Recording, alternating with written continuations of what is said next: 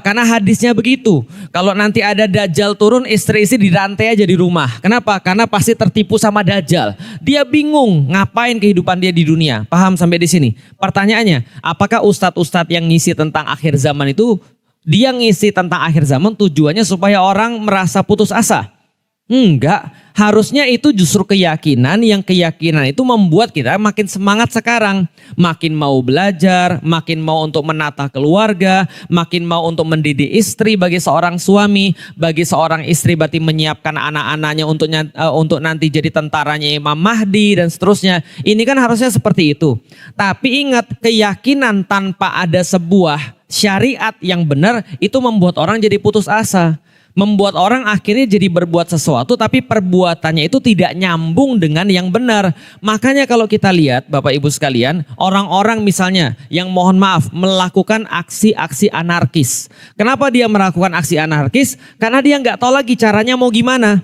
Ini cara yang dia tahu. Contoh, dia dibilang, kamu beriman sama Allah. Beriman sama Allah. Yakin kalau kamu mati pasti kembali pada Allah. Yakin. Ada nggak hukum lebih baik daripada hukum Allah? Nggak ada. Tuh ada orang maksiat. Ayo kita bunuh. Kan nggak bisa begitu.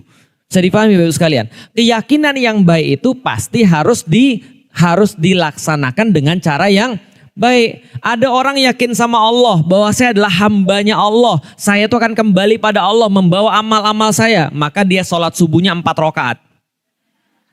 Boleh nggak kira-kira begitu? Dia mau agar amalnya diterima Allah. Maka dia pikir, kenapa sholat subuh 2 rakaat? Karena kita kayaknya masih ngantuk. Kayaknya kalau saya subuhnya 4 rakaat, Allah kayaknya melipat gandakan pahala saya. Betul begitu?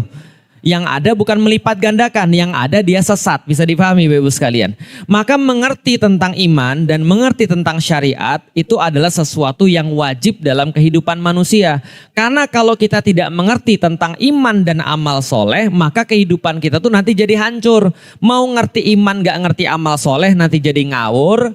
Ngerti amal soleh tapi nggak ngerti iman, orangnya jadi males, nggak mau melakukan. Sama ketika ada orang ditanya, mohon maaf bapak tidak sholat, saya sudah sholat.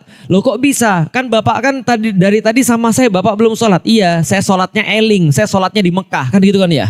Yang sholat tuh ruh saya jalan-jalan ke Mekah. Itu kemudian kita pertanyakan, ini masalahnya di mana? Masalahnya berarti dia beriman tapi nggak ngerti syariat. Karena beda antara orang tahu tentang syariat dengan ngerti tentang syariat. Orang tahu itu banyak. Orang ngerti itu melakukan. Itu paham itu melakukan. Bisa dipahami ya? Contoh misalnya, tahu Karen Armstrong? Tahu? Karen Armstrong tahu? Karen Armstrong itu salah seorang penulis buku. Cewek, orang bukan muslim. Dia bukan muslim, dia nulis buku tentang banyak agama. Salah satu subjek yang paling sering dia tulis adalah tentang Rasulullah Muhammad. Bayangin, Karen Armstrong ini nulis 3 buku tentang Rasulullah Muhammad. 3 buku, padahal dia bukan muslim. Anda muslim, sudah pernah nulis tentang Rasulullah? Baca aja jarang, apalagi nulis. Nah, dia nulis 3 buku tentang Rasulullah dan dia ditanya sama seorang pewawancara. Ketika dia diwawancari salah satu stasiun TV terkenal. Ibu kan sudah nulis 3 buku tentang Nabi Muhammad. Maka tolong sampaikan apa pendapat ibu tentang Nabi Muhammad. Dia bilang ini orang istimewa. Nggak ada orang seperti dia. Ini orang dari lisannya keluar kebaikan. Dia mencontohkan banyak kebaikan. Dia memberikan solusi bagi zamannya. Dan segenap pujian-pujian yang lain. Tapi pertanyaannya, dia beriman atau tidak? Itu namanya tahu. Tahu tapi tidak ngerti apalagi paham. Sehingga dia tidak berefek pada perbuatannya. Dia tahu bahwasanya Rasulullah itu baik tapi dia tidak tergugah untuk mengikuti Rasulullah. Itu namanya tahu tapi tidak menjadikan dia paham, karena itu dia tidak berbuat mengikuti Rasulullah Shallallahu Alaihi Wasallam. Ada satu lagi namanya Michael H. Hart. Michael H. Hart ini nulis buku juga. Judulnya 100 tokoh paling berpengaruh di dunia. Ini bukunya udah lama dan terkenal sampai sekarang. Bayangin ada seorang penulis, dia meneliti tentang tokoh-tokoh paling hebat di seluruh dunia sepanjang zaman. Ternyata nomor 1-nya siapa? Nabi Muhammad Sallallahu Alaihi Wasallam. Pertanyaannya, dia muslim atau bukan? Dia bukan muslim, namanya juga Michael. Kalau Muslim pasti namanya Mikail kan gitu kan ya. Ini namanya Michael. Dia bukan Muslim. Dia nulis buku tentang 100 tokoh paling berpengaruh di dunia. Nomor satunya Nabi Muhammad. Langsung dia diprotes sama orang-orangnya. Kamu ini orang Kristen tapi naruh Nabi Muhammad jadi nomor 1.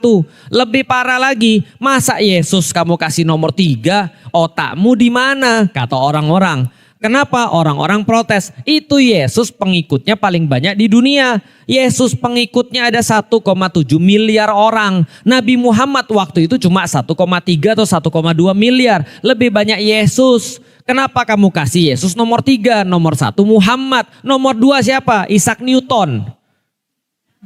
Tahu Isaac Newton? Yang nggak tahu pasti skip pelajaran IPA nih gitu kan ya.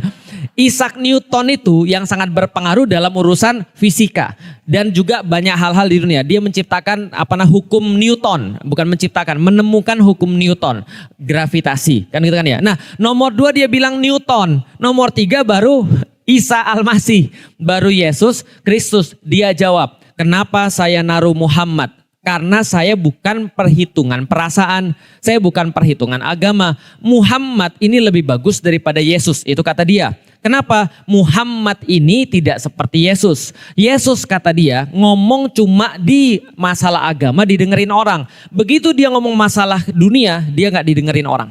Muhammad nih enggak, kata dia. Muhammad ini ngomong di masjid didengerin, ngomong di luar masjid didengerin, jadi kepala negara juga pernah, jadi panglima perang juga pernah, jadi suami omongannya didengerin oleh suami-suami yang lain, jadi sahabat didengerin oleh sahabat-sahabat yang lain, semua omongan dia itu menyeluruh, menyangkut segala hal. Itu yang pertama. Yang kedua, dia bilang tidak diragukan lagi. Secara pengaruh, Nabi Muhammad itu setelah wafatnya itu pengaruhnya makin besar. Makin luas dan terjaga, sedangkan Yesus pengaruhnya selesai.